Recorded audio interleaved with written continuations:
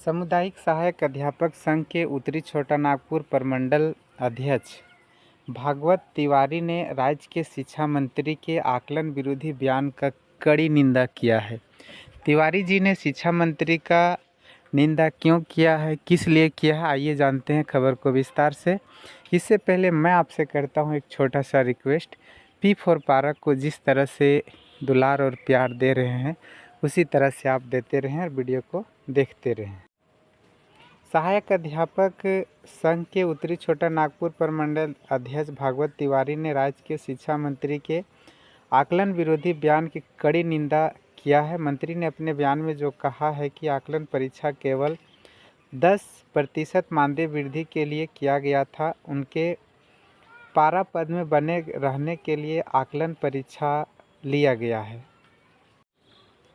शिक्षकों की अहर्ता और मानदेय वृद्धि करने के लिए शिक्षकों से आकलन की परीक्षा जेपीएससी बीपीएससी की तरह मॉडल सेट प्रश्न पत्र तैयार करके परीक्षा ली गई है। राज्य में 31,000 सहायक अध्यापक आकलन पास किए, तो क्यों नहीं शिक्षकों को टेट के समतुल्य माना जाना चाहिए, ये कहना है उत्तरी छोटा नागपुर के भागवत तिवारी जी का। क्यों नहीं शिक्षकों को वेतनमान समतुल्य मानदेय दिया जाना चाहिए, क्यों नहीं टेट के समान मानदेय वृद्धि होना चाहिए, इसके लिए तर्क है। तर्क भागवत तिवारी जी ये दे रहे हैं कि जब टेट पास की वैलिडिटी 5 से 7 साल थी। तिवारी जी का कहना है कि जब टेट परीक्षा ली गई थी तो उस समय 5 साल और 7 साल की ही मान्यता थी, तो इसे आजीवन क्यों कर दिया गया।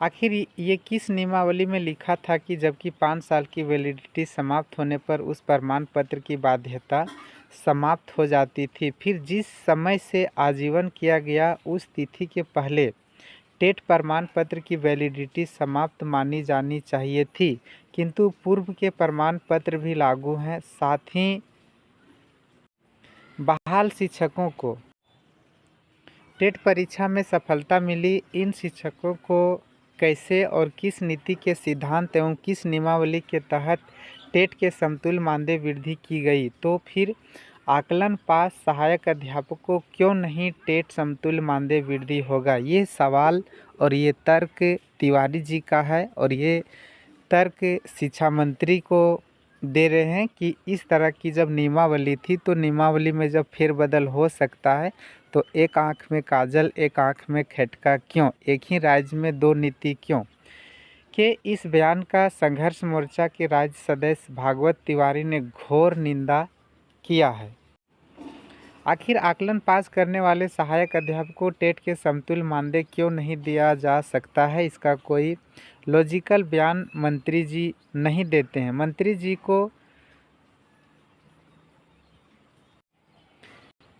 याद करवाना चाहता हूं कि एनसीटी का गाइडलाइन उसमें स्पष्ट लिखा हुआ है कि 2010 से पूर्व बहाल सहायक अध्यापक पारा शिक्षकों के ऊपर टेट लागू नहीं है, फिर भी ज़बरदस्ती शिक्षा विभाग क्यों टेट का हवाला देकर सहायक अध्यापकों के ऊपर शोषण करना चाहती है और क्यों कर रही है, ये तिवारी जी का कहना है। और ये लॉजिक भी सही है, क्योंकि शिक्षा मंत्री जी को लॉजिकल बयान देना चाहिए, तर्क रखना चाहिए। जिस तरह से तिवारी जी तर्क दे रहे हैं कि टेट पास अभ्यर्थियों का 5 साल वैलिडिटी बढ़ सकता है, इनको मानदेय में वृद्धि हो सकता है, तो सहायक अध्यापकों के आकलन पास जो हैं उनका क्यों नहीं, किस लिए।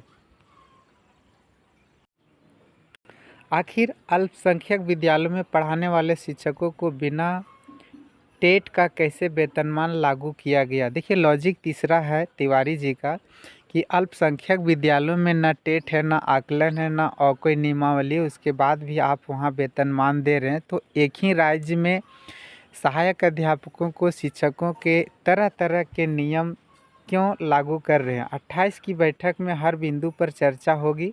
मंत्री जी के आकलन पास सहित राज्य के 62,000 का कल्याण करना होगा। ये भागवत तिवारी जी ने उनसे आग्रह किया है कि 28 तारीख को जो वार्ता होनी है उस वार्ता में टेट आकलन ये सभी को ध्यान में रखते हुए शिक्षा मंत्री जी को कल्याण करना होगा और उनसे उम्मीद भी है कि 28 को सहायक अध्यापकों के लिए कुछ न कुछ खुशखबरी जरूर देंगे।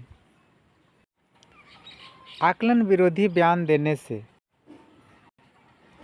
काम नहीं चलेगा। 62,000 को आपके मुख्यमंत्री अपने हर चुनावी सभा में कहते थे कि हमारी सरकार बनी तो राज्य के 62,000 सहायक अध्यापकों को वेतनमान देंगे। टेट सीटेट आकलन मानदेय वृद्धि करने की अहर्ता में पारा शिक्षकों को वर्गीकरण करने की अहर्ता नहीं है, ये सरकारी नौकरी प्राप्त करने की अहर्ता है। अगर राज्य के 62,000 सहायक अध्यापकों को अपने वादे के मुताबिक वेतनमान के आधार पर समतुल्य मानदेय नहीं देते हैं तो इसका खमियाजा आने वाले विधानसभा चुनाव में भुगतना पड़ सकता है। तिवारी जी, ये बाद की बात है, लेकिन सरकार 28 तारीख को जो दे रही है वो सभी संघर्ष मोर्चा के वार्ताकार को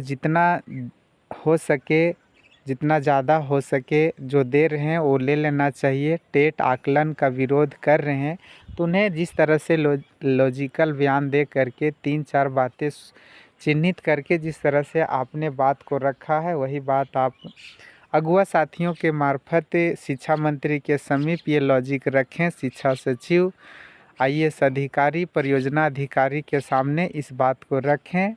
110% उम्मीद है कि सफलता कदम चूमेगी। जय हिंद मित्रों, अगर यदि आपका तिवारी जी के राय में क्या राय है या क्या सुझाव है आप ज़रूर बताएं। जय हिंद, जय झारखंड, जय किसान संघर्ष मोर्चा। 28 तारीख को 62,000 सहायक अध्यापकों का कल्याण हो।